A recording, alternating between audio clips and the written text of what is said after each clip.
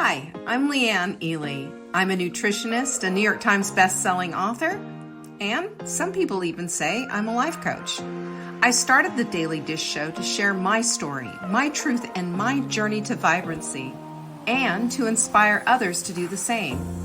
Because it's all about grit, perseverance, and finding a way despite the odds. It's about embracing the whole woman, not just the parts that are easy to love, and feeding her heart, mind, body, and soul. But I found that this isn't just my story, it's your story too. It's go time. This is the Daily Dish.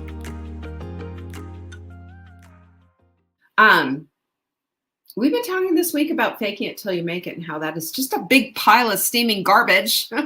You know how I feel about, there's a lot of stuff out there that is just myths. Last week we talked about myth busting, and yesterday we kind of got into the whole self-esteem issue of this whole thing and how, faking it till you make it is just, man, it's a tough thing.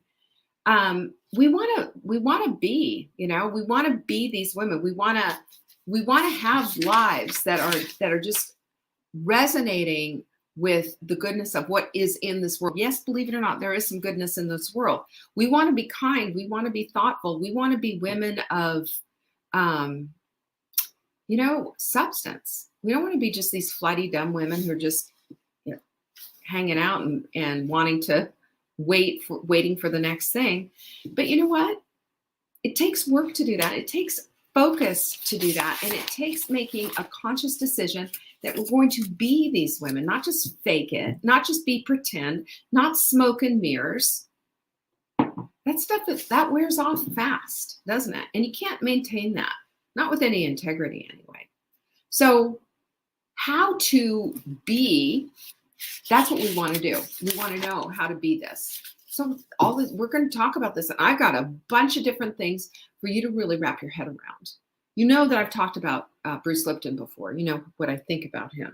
Bruce Lipton, who wrote The Biology of Belief.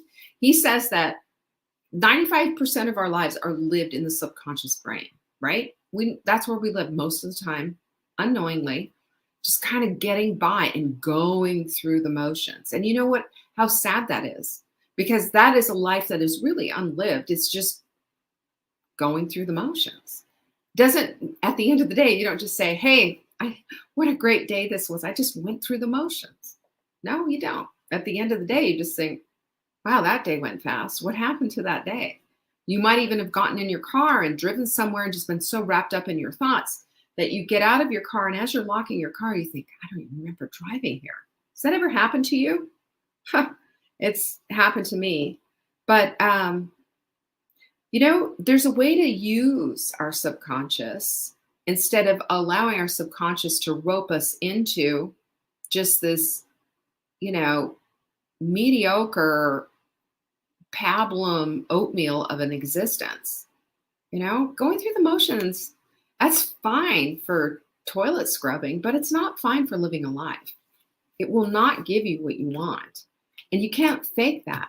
You can't fake that everything's well in your world if it's not, only for a short period of time. And if you really want to be something, if you've made a decision that this is what you want and this is what you want to have in your life, then there's some different things that we need to do so that we don't keep doing the same thing on repeat.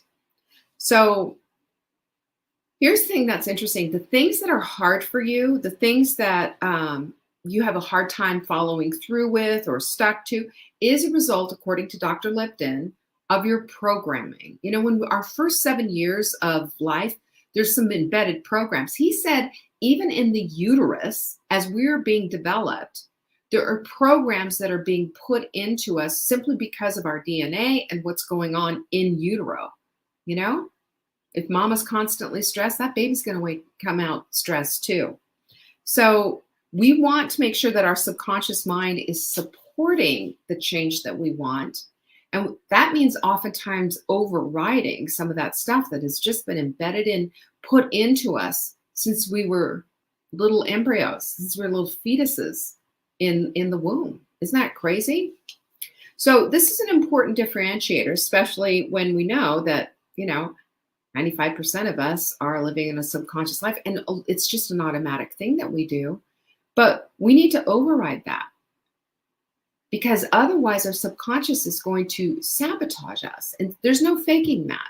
There's no faking getting through that. There's no pretending that that isn't happening. So how do we do this? That's the big thing, is like, okay, I get it. So what do we need to do here? So we need to understand how our subconscious mind works before we can change it. And this is interesting, because our subconscious mind, you can't sit down and have a conversation with your subconscious mind. You can't. As much as we'd like to, you cannot, because it is more like a machine. It's more like it records, you push a button, and it plays back. We've talked about those neural pathways in our brain. That's what our subconscious mind helps to build those. That's how this whole thing works. So it's not just enough to say, you're smart enough, you're good enough, and by golly, you deserve it. You can't just do that whole thing in the mirror or whatever.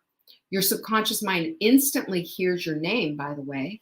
It hears a pattern disrupt, by the way. That's why kitchen's closed, to wake ourselves up and to say, oh, whoa, because our subconscious mind would say, let's go get a snack after dinner, right? Because that's what we've always done.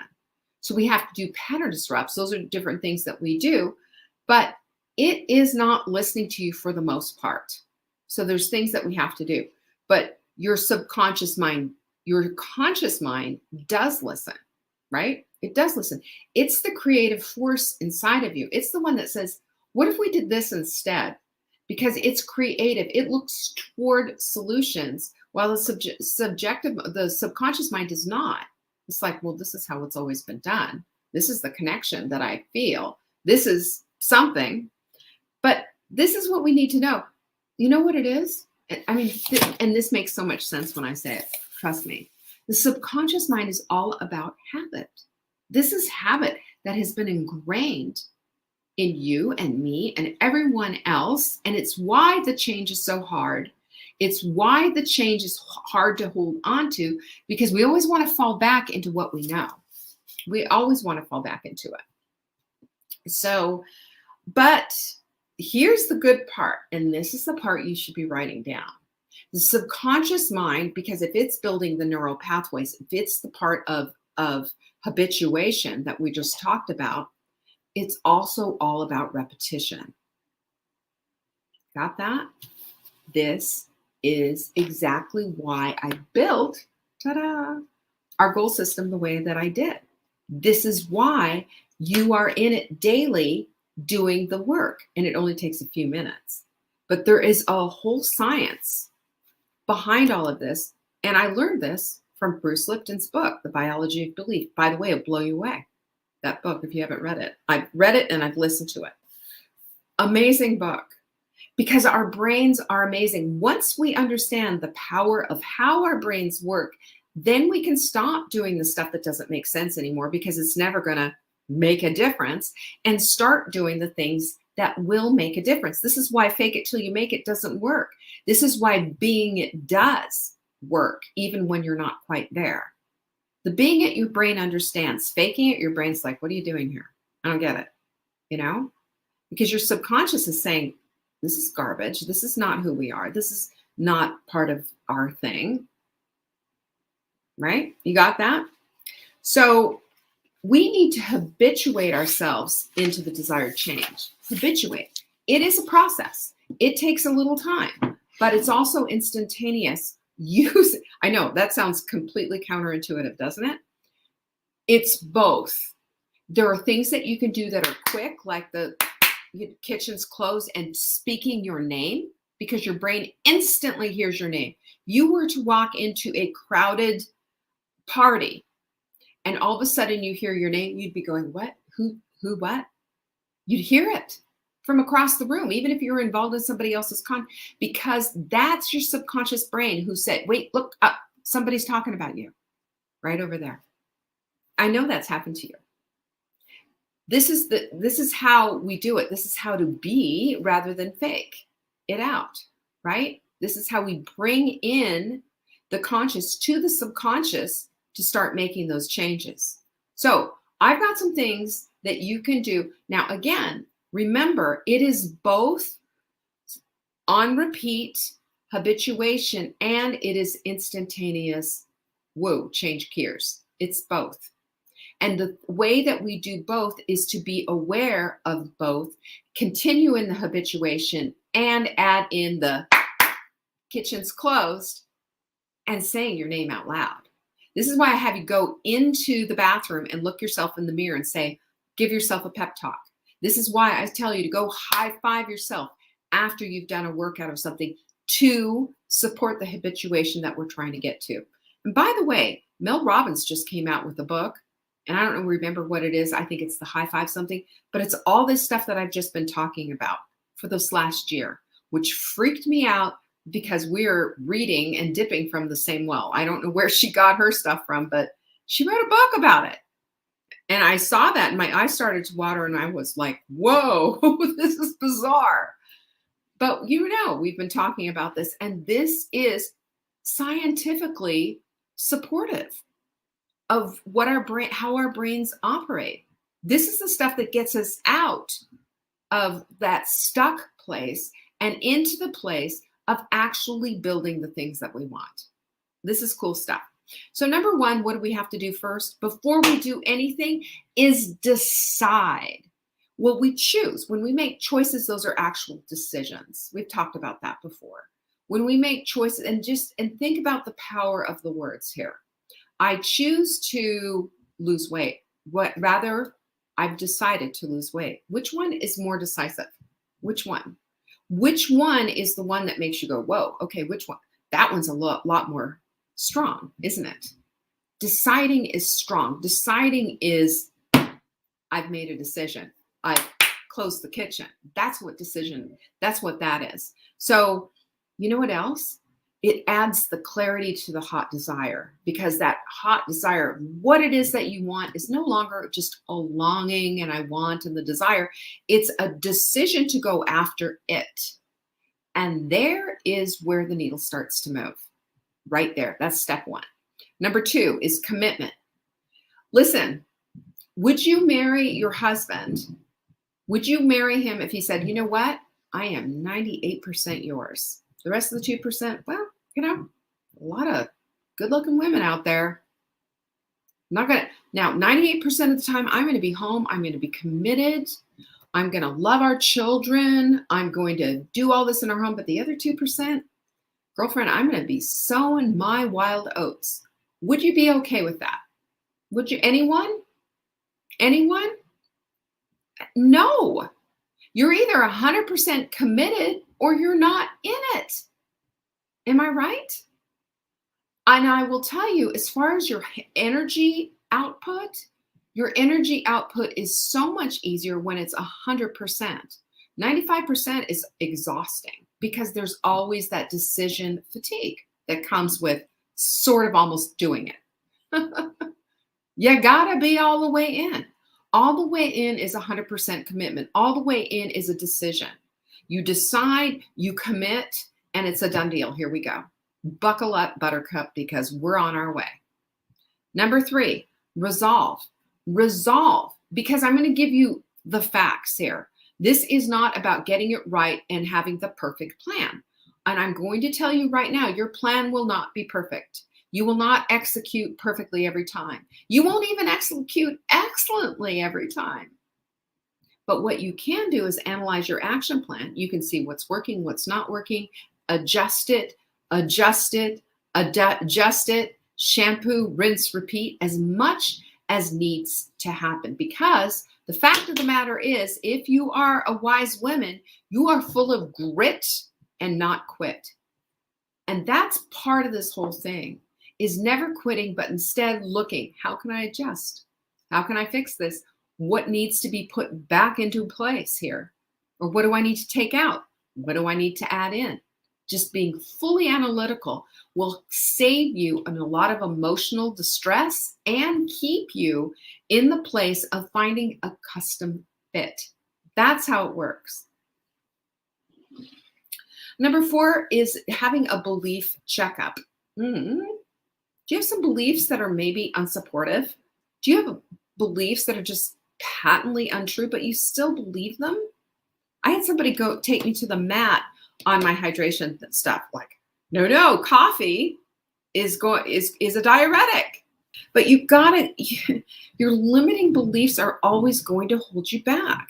And if somebody is giving you the grace to enlighten you, good grief, instead of fighting with your old limiting belief, accept it. Let it go. Let it go. And here's the thing that you're going to find out. I've seen this before too. I have coached women like this before. Well, in my family, when it starts with, well, in my family, I know we're going to a bad place. Well, in my family, everybody has diabetes. And I'm next in line, actual words from a client's mouth. And I said to them, no, ma'am, not on my watch. Not on my watch. You might have a familial propensity toward this kind of a thing happening. And yes, genetics does play into our overall health, but it doesn't dictate it. No, ma'am. And when we know better, we can do better. So I have her saying, I am healthy, determined, and on a path to creating the health that I desire, that I hotly desire, by the way. Because what does that do? That's redirecting. That is creating a different pathway. That is creating different opportunity when that's how we see it, right? That's a strong no to those Snicker bars that are left over from Halloween. It's a strong no because we're not going that path. We're not going to inherit things that we don't want to. This is your divine opportunity, I even say, and a sacred responsibility to say no to that kind of stuff and to instead to step into what the possibilities are. We can do that at any time. At any time. Your beliefs, though, need a checkup. See what are holding you back. That could help you as you're writing out your goals. Number 5 is uncertainty happens. Anyone ever live in uncertainty? Let me just tell you this. We need to accept that and not act gobsmacked like, oh my gosh, this happened. Let me just say this. It does. Something's going to throw you off. Something's going to throw you off. That's the way of the wild.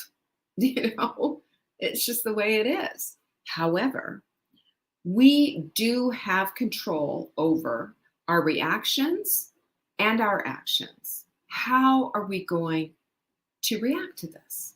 How is this going to take us down? Or is it? Or is it just going to just subvert us for just a minute? Your choice. Because uncertainty happens. When it comes, just say, oh, well, there you are. Well, that distracted me for a minute, but here we go. And here's how I get back on that path. Accept it. And don't act like it's just all over and then that's it. That's perfectionism right there. And it doesn't do you a lick of good. Number 6 is elevate through gratitude. I just want to say this right now, that gratitude is the breaker of the back of darkness. When you're falling down a pit and you're in the place of despair and depression and what have you, if you can just start to see that there are things in your life that you can have gratitude and not but them and dismiss them, but say, you know what? I am so grateful for this roof over my head. I am so grateful that I've got this warm, cozy fireplace. I'm so grateful that I get to cuddle up with my cat today on this cool day. Whatever your thing is, whatever's going on in your life, as crappy as things might be, as depressing and as horrible of whatever it is, there is something in your life that you can have gratitude for. And I'm going to tell you what, we get to start noticing things like this. We start noticing and having gratitude in our lives. We start to notice some other things too. It's a door opener. And it's one of the reasons why I will show you that every single solitary day, we start the day off in our daily planner with 3 things to have gratitude for. And the reason why is that it sets the path. It sets your mind. You know, it's sort of like if you're going to have tea, what are you going to do first? You're not going to throw cold water in your teacup. You're going to boil the water first. That's exactly what gratitude does. It boils the water so that you can seep the tea in your cup and have a nice, strong cup of tea, not this weak, sapid, tepid stuff. Different, completely different. And this is what we need to be doing, because when we can see how truly blessed we really are, then things aren't quite as bad and as bleak as we make them out to be when we're in the pit of despair. Number 7, tend your garden. You know what? We all have weeds. Red alert, we all have weeds. We also all have something growing in our garden that we don't want in there. Let's face it. If you're trying to tend roses, you don't want big corn husks coming up in your rose garden, do you? Have you ever been to England? Have you seen the beautiful gardens in England? Most all of my relatives, I have a couple of cousins in Canada that nobody's alive left in Canada, but most of my cousins and, second cousins and all that, they're all over in England. And I was at my cousin Simon's house, and they have a nice little flat, right there in Stratford upon Avon. And my cousin Paul, both of them have just these little tiny, small places that they live in compared to how it is in the United States. But it's love outside. They've got these gorgeous gardens, like gorgeous gardens. And I immediately thought, if they ever saw my garden, my lack of a garden, they would be just like, their gardens are beautiful. They're tended to. They are they feed their plants. They get their plants. They nurture their plants. They're the appropriate plants for the amount of sunshine that they get. They're just exquisite. That is the way it is when you tend your garden. Very aware and making sure that garden is just supportive. So, of the beauty that you want in your life. That's your mind. That's your environment. A supportive environment, a cultivated and curated environment that supports exactly what it is that you want in your life. If you want to be eating healthy, you've got a pantry that supports you.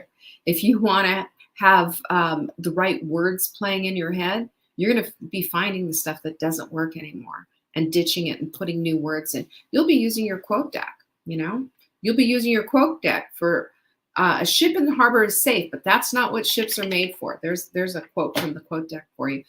Just to start changing your mind, to start bringing into mind out of the subconscious and into the forefront of what your brain is all about. That's what tending your garden is about, and that will just light you up. And number 8 is visualizing everything. I'm going to tell you what, I am living in the house that I visualized. It didn't look like this in my vision. All I know is that there was a dock, there was a boat, there was water.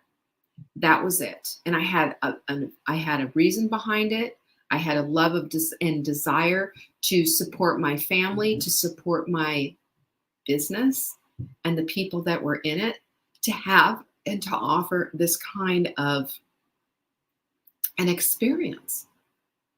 And what is the best thing ever is our experiences. Things that just move our souls and move the needle in our lives to help us to experience something beautiful and lovely and gorgeous. You should see the pictures that we took just the other day from the boat. We took a little boat cruise out with Caroline and Sam were here visiting. We took the little boat out, and it was just before sunset, and the lake was just clear and still.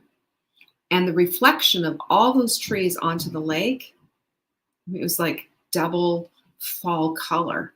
Absolutely incredible and beautiful. But if we can see it, if we can put it on our vision board, if we can think in our mind's eye as we drift off to sleep about what it is, and if it's decorated with a lot of emotion because this is what you really hotly desire, You're pinging and knocking on the door of your subconscious to say, here we go. This is what it's about. This is what I want to get into my subconscious. Remember what I said. It's a constant drip, drip, drip kind of a thing. And it's also instant at the same time. Kitchen's closed and saying your name. Those are the things that will bring into an immediate, abrupt,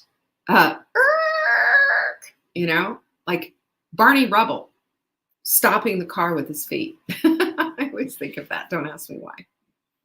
That's that. And then there's also just this constant okay, but then there's this constant need for itsy bitsy change and things that we do with just gratitude and all the rest of it. It all feeds into this narrative of what it is that we want, of what it is that we desire hotly with everything that we have. It's all in this and changes our minds from just being this big fake pretend people into actually being the people that we want to be, being the women on purpose and for purpose, being the wise women with vibrant lives. That's how all this stuff works together. So I will tell you, here's the thing that I know is that when you become aware and you start taking more risks and you're attracting better outcomes and you start seeing things happen that are a little bit better, you're going to be seeing that your subconscious is changing and your life is changing simply because you are now aware of it and you're bringing these things in to make it happen. That's the exciting part. Peace be with you. Bye-bye. Thank you for joining me today. You can find me on TikTok for daily tips to help support your most vibrant life. And remember, you are the author of your own story. Until next time.